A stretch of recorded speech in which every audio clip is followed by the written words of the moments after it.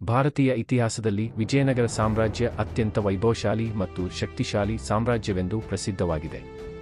ತುಂಗಭದ್ರಾ ನದಿಯ ತೀರದಲ್ಲಿ ಬೆಳೆದ ಈ ಸಾಮ್ರಾಜ್ಯ ದಕ್ಷಿಣ ಭಾರತದ ಸಂಸ್ಕೃತಿ, ಕಲೆ ಮತ್ತು ಧರ್ಮದ ರಕ್ಷಣೆಗೆ ಪ್ರಮುಖ ಪಾತ್ರ ವಹಿಸಿತು. ಈ ಮಹಾ ಸಾಮ್ರಾಜ್ಯವನ್ನು ಹರಿಹರರು ಮತ್ತು ಬುಕ್ಕರಾಯರು ಸ್ಥಾಪಿಸಿದರು. ಅನಂತರ ಅನೇಕ ಶೂರರಾಜರು ರಾಜ್ಯವನ್ನು ಆಳಿದರು. ಅವರಲ್ಲಿ ಉಗ್ರಸಿಂಹ ಎಂದು ಕರೆಯಲ್ಪಟ್ಟ ಮಹಾರಾಜರ ಕತೆ ಶೌರ್ಯ ಮತ್ತು ಧೈರ್ಯದ ಪ್ರತೀಕವಾಗಿದೆ. ಉಗ್ರಸಿಂಹ ಎಂಬುದು ಅವರ ಸಾಹಸ ಮತ್ತು ಸಿಂಹಸಮಾನ ಪರಾಕ್ರಮಕ್ಕೆ ದೊರೆತ ಬಿರುದು ಎಂದು ಹೇಳಲಾಗುತ್ತದೆ. ಬಾಲ್ಯದಿಂದಲೇ ಅವರು ಯುದ್ಧಕಲೆ, ಕುದುರೆ ಸವಾರಿ ಮತ್ತು ಅಸ್ತ್ರಶಸ್ತ್ರಗಳಲ್ಲಿ ಪರಿಣತಿ ಪಡೆದಿದ್ದರು. ತಮ್ಮ ಗುರುಗಳಿಂದ ಧರ್ಮ, ನೀತಿ ಮತ್ತು ರಾಜಧರ್ಮದ ಪಾಠಗಳನ್ನು ಕಲಿತು ಬೆಳೆದರು. ರಾಜಕುಮಾರರಾಗಿದ್ದಾಗಲೇ ಪ್ರಜೆಗಳ ನೋವು ನಲಿವುಗಳನ್ನು ಅರಿತು ನ್ಯಾಯ ಮತ್ತು ಕರುಣೆಯನ್ನು ತಮ್ಮ ಜೀವನದ ಆಧಾರವನ್ನಾಗಿ ಮಾಡಿಕೊಂಡರು. ರಾಜ್ಯಾಭಿಷೇಕದ ನಂತರ ಉಗ್ರಸಿಂಹ ಮಹಾರಾಜರು ಸೇನೆಯನ್ನು ಶಕ್ತಿಶಾಲಿಯಾಗಿ ರೂಪಿಸಿದರು. ಸುತ್ತಮುತ್ತಲಿನ ಶತ್ರು ರಾಜ್ಯಗಳು ವಿಜಯನಗರದ ಮೇಲೆ ದಾಳಿ ಮಾಡಲು ಪ್ರಯತ್ನಿಸಿದಾಗ ಅವರು ಧೈರ್ಯದಿಂದ ಎದುರಿಸಿದರು. ತಮ್ಮ ಸೇನೆಯೊಂದಿಗೆ ಸಮರಭೂಮಿಯಲ್ಲಿ ಮುಂಚೂಣಿಯಲ್ಲಿ ನಿಂತು ಯುದ್ಧವಾಡುತ್ತಿದ್ದರು. ಅವರ ಸಾಹಸದಿಂದ ಶತ್ರುಗಳು ಭೀತಿಗೊಳಗಾಗುತ್ತಿದ್ದರು. ಅನೇಕ ಯುದ್ಧಗಳಲ್ಲಿ ಜಯಗಳಿಸಿ ರಾಜ್ಯದ ಗಡಿಗಳನ್ನು ವಿಸ್ತರಿಸಿದರು. ಆದರೆ ಉಗ್ರಸಿಂಹ ಕೇವಲ ಯೋಧನಲ್ಲ, ಅವರು ಒಬ್ಬ ಜ್ಞಾನಿ ಆಡಳಿತಗಾರರಾಗಿದ್ದರು. ರಾಜ್ಯದಲ್ಲಿ ನ್ಯಾಯವ್ಯವಸ್ಥೆಯನ್ನು ಬಲಪಡಿಸಿದರು. ಪ್ರಜೆಗಳಿಗೆ ಸಮನ್ಯಾಯ ದೊರಕುವಂತೆ ನ್ಯಾಯಾಲಯಗಳನ್ನು ಸ್ಥಾಪಿಸಿದರು. ರೈತರಿಗೆ ನೀರಾವರಿ ಸೌಲಭ್ಯಗಳನ್ನು ಒದಗಿಸಿ ಕೃಷಿಯನ್ನು ಅಭಿವೃದ್ಧಿಪಡಿಸಿದರು. ಕಾಲುವೆಗಳು ಮತ್ತು ಕೆರೆಗಳನ್ನು ನಿರ್ಮಿಸಿ ಬರಗಾಲದ ಸಮಸ್ಯೆಗಳನ್ನು ಕಡಿಮೆ ಮಾಡಿದರು. ವ್ಯಾಪಾರ ಮತ್ತು ವಾಣಿಜ್ಯವನ್ನು ಉತ್ತೇಜಿಸಿ ದೂರದ ದೇಶಗಳೊಂದಿಗೆ ವ್ಯಾಪಾರ ಸಂಬಂಧಗಳನ್ನು ಬೆಳೆಸಿದರು.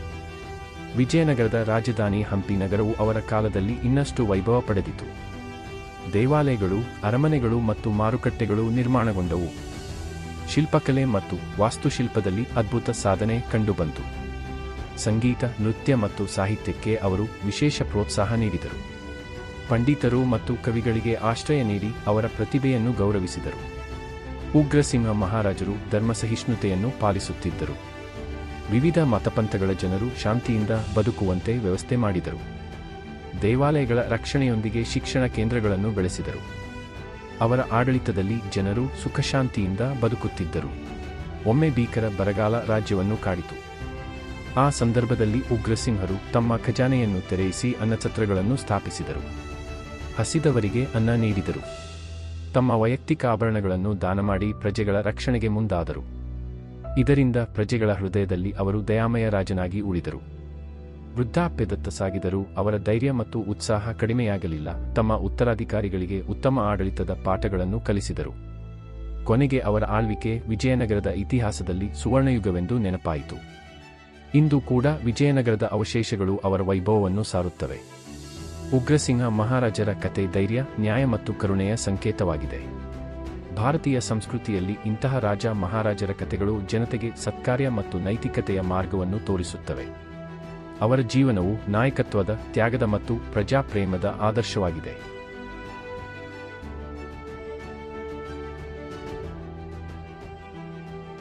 ಈ ವಿಡಿಯೋ ನಿಮಗೆ ಇಷ್ಟವಾಗಿದೆ ಎಂದು ಭಾವಿಸುತ್ತೇವೆ. ನಮ್ಮ ಮುಂದಿನ ವಿಡಿಯೋಗಳನ್ನು ತಪ್ಪದೇ ನೋಡಲು ದಯವಿಟ್ಟು ಲೈಕ್ ಮಾಡಿ, ಚಾನೆಲ್ಗೆ ಸಬ್ಸ್ಕ್ರೈಬ್ ಮಾಡಿ ಮತ್ತು ನೋಟಿಫಿಕೇಷನ್ ಬೆಲ್ ಅನ್ನು ಒತ್ತಿರಿ.